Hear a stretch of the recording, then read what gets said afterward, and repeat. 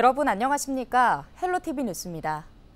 김포시의회가 30년 넘게 사용한 청사를 떠나 새 청사로 자리를 옮겼습니다. 신청사에는 시민들과 소통을 늘리기 위한 다양한 공간과 시설이 설치됐는데요. 김포시의회 신청사 내부는 어떤 모습이고 신청사 이전 후 달라지는 점은 무엇인지 확인해봤습니다. 김진재 기자입니다. 김포시의회가 약 35년 만에 신청사로 자리를 옮기고 본격적인 업무를 시작했습니다. 김포시 평생학습관 내 주차장 부지에 위치한 신청사는 지하 2층, 지상 4층 규모로 지난해 12월 완공됐습니다.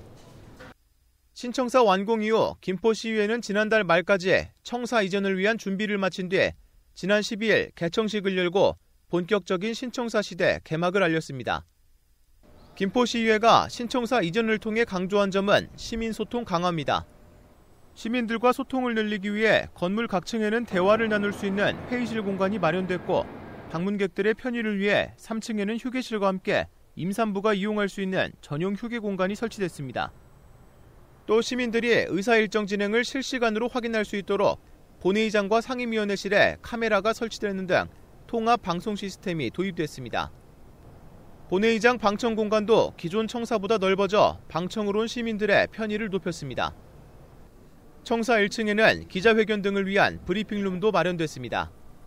지난 1989년 준공 이후 약 35년이 흐르면서 건물 노후 문제가 발생하던 기존 청사는 오는 8월까지 리모델링 작업을 거친 뒤 외청 부서를 위한 사무 공간으로 활용됩니다. 이외에도 오는 6월 정례회부터는 김포시 수어통역센터와 업무 협의를 통해 정례회와 임시회, 본회의에 수어 통역이 도입됩니다. 김포시의회는 오는 19일 보궐선거로 당선된 이희성 김포시의원의 상임위원회 배정을 위해 신청사 개청 후 첫 임시회를 개최할 예정입니다. 헬로티비 뉴스 김진재입니다. 지난 17일 인천시 부평구 소상공인연합회의 임원 2취임식이 열렸습니다. 이번 취임식에서 5기 부평구 소상공인연합회장에 김경호 회장이 취임했습니다. 김경호 회장은 취임사를 통해 소상공인 사업장에 도움을 주는 것과 함께 경영에 필요한 다양한 교육과 정보를 제공해 골목 상권 경쟁력이 향상되도록 하겠다고 의지를 밝혔습니다. 4기 황규훈 회장은 인천시 소상공인연합회장으로 자리를 옮겼습니다. 소상공인연합회는 지난 2014년 설립된 법정단체로 인천에는 모두 10개 지부가 활동하고 있습니다. 소상공인을 위해서 이 자리에 섰다는 게 영광으로 생각하고요. 이런 배달 수수료나 이런 것들이 너무 부당하게 많이 높고 진짜 혜택을 받아야 될 사람들이 받지 못해서 그게 안타깝습니다. 그래서 그 프로테이지를 좀 내리려고 제가 섰습니다. 계양구가 계양 아라뱃길의 새로운 명칭을 공모한 결과 계양 아라온을 최종 선정했다고 밝혔습니다. 앞서 계양구는 지난 1월 10일부터 2월 8일까지 가칭 계양문화광장 조성 예정지 일대와 황허광장 일대의 명칭을 새롭게 정하는 공모전을 개최했는데요. 공모 결과 계양구는 대상인 계양 아라온을 포함해 우수상과 장려상 등 최종 수상작 5작품을 선정했습니다. 계양 아라온은 바다를 의미하는 우리말인 아라에 모두 따뜻함을 아우르는 우리말인 온을 붙인 명칭입니다. 특히 라온은 중세국어에서 랍다의 활용형으로 즐거운이라는 뜻이며 계양 아라온은 따뜻하고 즐거운 우리 모두의 계양 아라뱃길이 되길 염원하는 의미를 담고 있습니다. 계양구는 공모 수상작에 대해 글자 디자인 용역을 거쳐 계양 아라뱃길을 대표하는 명칭으로 활용할 예정입니다. 부천시가 오는 20일 장애인의 날을 맞아 하루 동안 특별 교통수단인 이른바 복지 택시를 무료로 운행합니다. 이에 따라 교통약자 이동지원센터에 등록된 중증 보행장애인을 대상으로 무료 운행할 예정인데요. 다만 혼잡과 지연을 피하기 위해 이용구역은 관내로 한정합니다. 부천은 지리적으로 서울과 인천, 경기도 다른 지역과 인접해 있어 특별 교통수단 수요가 많은 편입니다.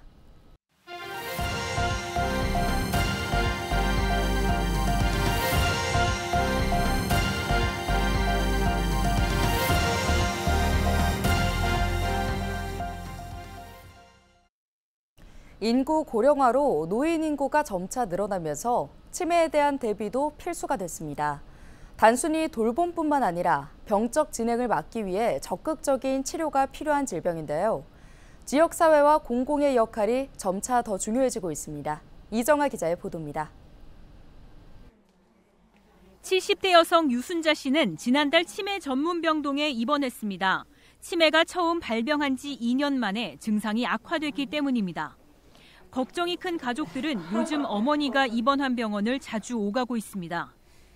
2년 전에 치매 초기로 의심이 된다라고 병원에서 이제 얘기를 들으셨는데 엄마가 그때도 이제 치매를 받아들이시기가 좀 힘드셔가지고 약을 안 드시고 좀 방치를 했었던 것 같아요. 그래서 2년 후에 좀 더 진화가 돼서 좀 인지적으로도. 지난해 기준 국내 65세 이상 노인 가운데 치매 환자는 98만여 명, 곧 100만 명 돌파를 눈앞에 두고 있습니다.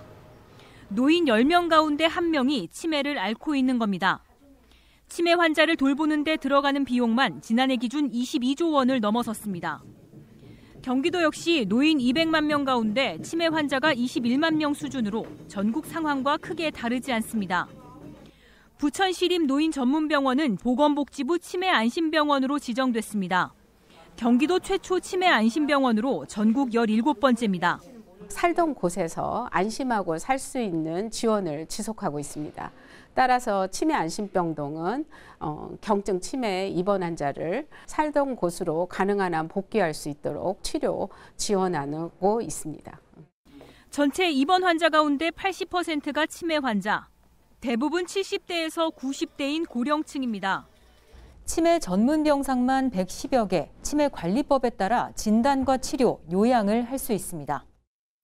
디지털을 기반으로 한 체험형 인지재활 프로그램은 환자들에게도 인기가 높습니다. 접시, 칫솔, 접시, 칫솔. 접시는 어디가 있을까요? 접시는 한 달에 한 차례 가족 동반 프로그램도 열립니다. 치매가 악화하거나 중증으로 진행하는 것을 늦추기 위한 치료입니다. 보호자들도 만족감이 큽니다.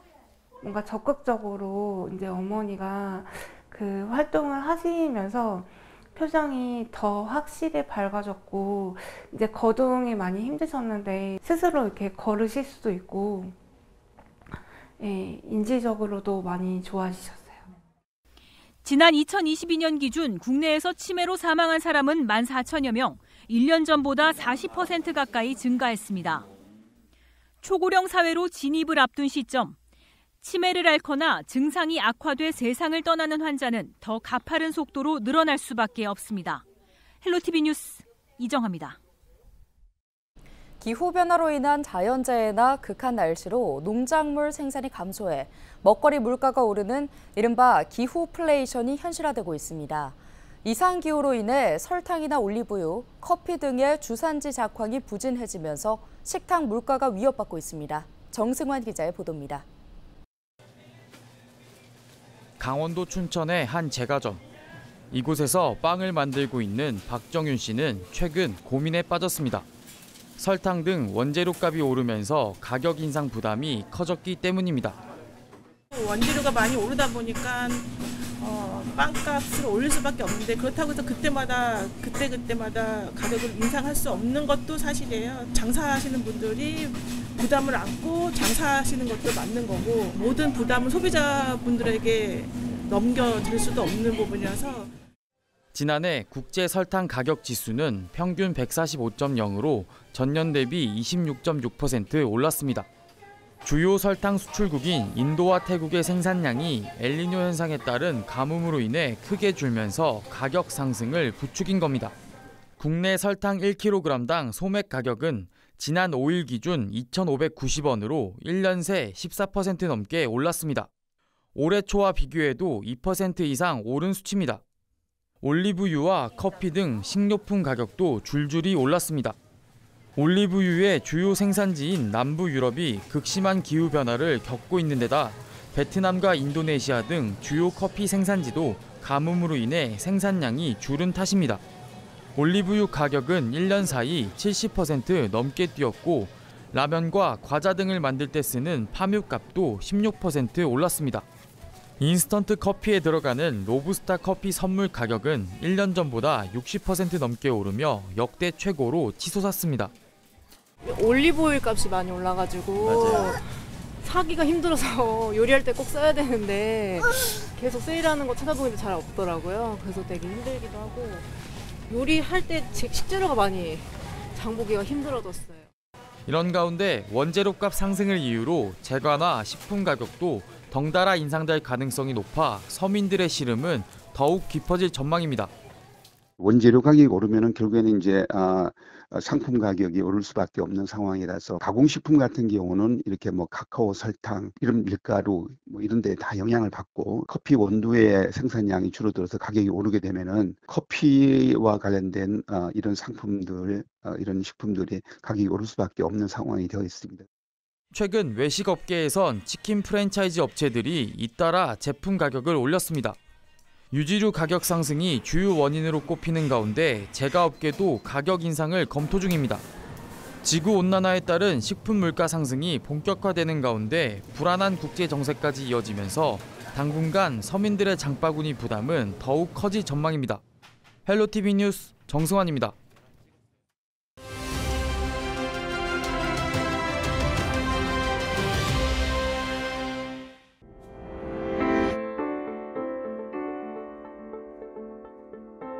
인구 절벽 앞에 놓인 대한민국에 한 줄기 희망의 빛이 보이기 시작했습니다. 20, 30대 젊은 층의 자녀 출산 계획 의향이 3년 전에 비해 꽤 긍정적으로 변화했는데요.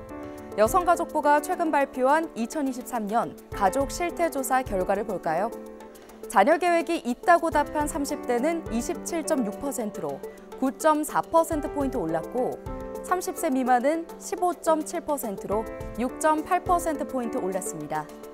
자녀 계획이 없다고 답한 30대는 44.4%로 10.3%포인트 줄었고 30세 미만은 19%로 13.5%포인트 줄었습니다.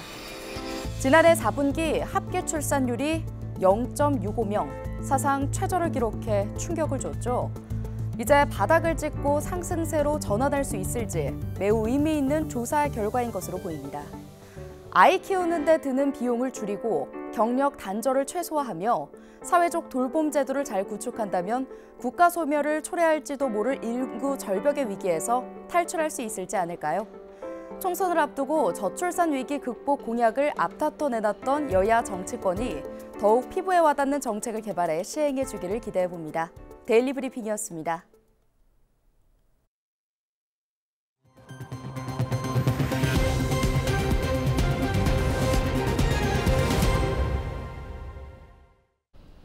유정복 인천시장이 더불어민주당 인천지역 국회의원 당선인들을 만나 인천시 주요 사업에 대한 적극적인 지원을 요청했습니다. 인천시는 18일 열린 더불어민주당 인천지역 국회의원 당선인과의 간담회 자리에서 유정복 시장이 당선인들에게 축하 인사를 전하며 당면한 현안 해결 방안과 역점 추진 사업에 대한 적극 지원을 요청했다고 밝혔습니다. 이날 간담회에는 유정복 시장을 비롯해 더불어민주당 인천지역 국회의원 당선인 12명 전원이 참석했습니다. 유정복 시장은 2025 아시아태평양 경제협력체 정상회의 인천 유치, 경인고속도로 지하화, 경인전철 지하화, 수도권 매립지 종료 및 대체 매립지 확보, 경제자유구역법 개정 및 경제자유구역 추가 지정 등에 대해 논의하고 당선인들의 지속적인 관심과 지원을 요청했습니다. 대한민국 제1호 액화수소충전소가 인천에 문을 열었습니다. 인천시는 서구 가좌동에 있는 액화수소충전소 준공식을 진행했다고 밝혔는데요. 인천 가좌 액화수소 자동차 충전소는 지난 2022년 환경부 수소충전소 보급 공모 사업에 선정돼 시간당 120kg의 수소를 충전할 수 있는 시설입니다. 하루 최대 120대의 수소버스를 충전할 수 있습니다. 오늘 준비한 소식은 여기까지입니다. 함께해 주신 여러분 고맙습니다.